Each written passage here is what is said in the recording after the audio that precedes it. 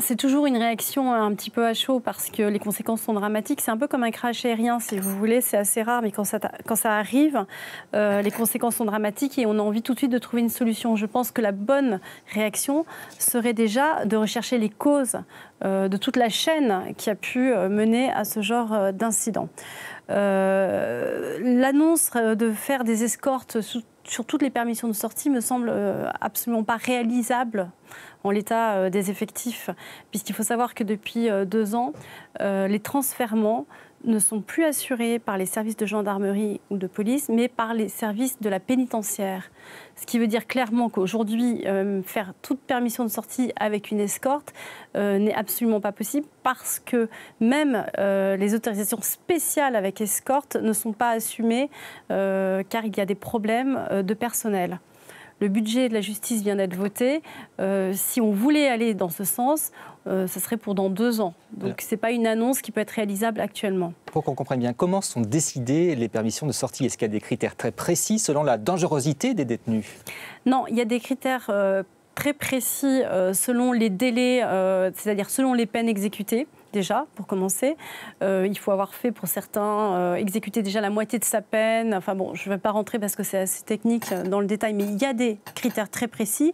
Et il y a aussi des critères selon l'objectif de la permission de sortie. Par exemple, pour aller voter, pour aller faire des démarches de réinsertion sociale, pour assurer des liens familiaux, voilà, etc. Donc il y a des critères extrêmement précis. Sauf que ces critères-là sont aussi sujets à interprétation. Parce que la réinsertion sociale, on peut y mettre aussi ce que l'on veut là-dedans. Donc voilà, ils sont précis et pas. Dans ce cas précis, donc, cet individu a été condamné 30 fois, pas pour des petits faits, pour vraiment des faits très lourds. On savait qu'il se radicalisait en prison. Était-ce clairement une erreur de le laisser sortir? Alors, on savait, qui savait? Parce que voilà, si j'ai bien compris, je ne connais pas le dossier, mais de ce que j'ai cru entendre, c'est qu'il y a une fiche S, c'est-à-dire de sûreté de l'État, qui émane quand même des services de renseignement, c'est la DGSI qui fait ces fiches-là. Le juge d'application des peines n'a pas accès à cette fiche, il faut le savoir. C'est-à-dire que cette fiche, d'abord, elle a été élaborée après la sortie, enfin l'évasion ou le non-retour du détenu, et les juges d'application des peines n'ont pas cette information. C'est quelque chose que nous, on pointe au niveau de notre syndicat, puisqu'en fait, on est pour le renseignement pénitentiaire, pour qu'il soit renforcé, notamment sur les problèmes de radicalisation. Et Christiane Taubira est contre, mais pourquoi ?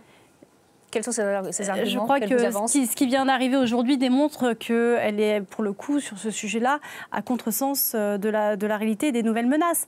Aujourd'hui, le terrorisme prend des formes différentes. C'est-à-dire que le terrorisme, c'est aussi des gens qui ont des profils de braqueurs.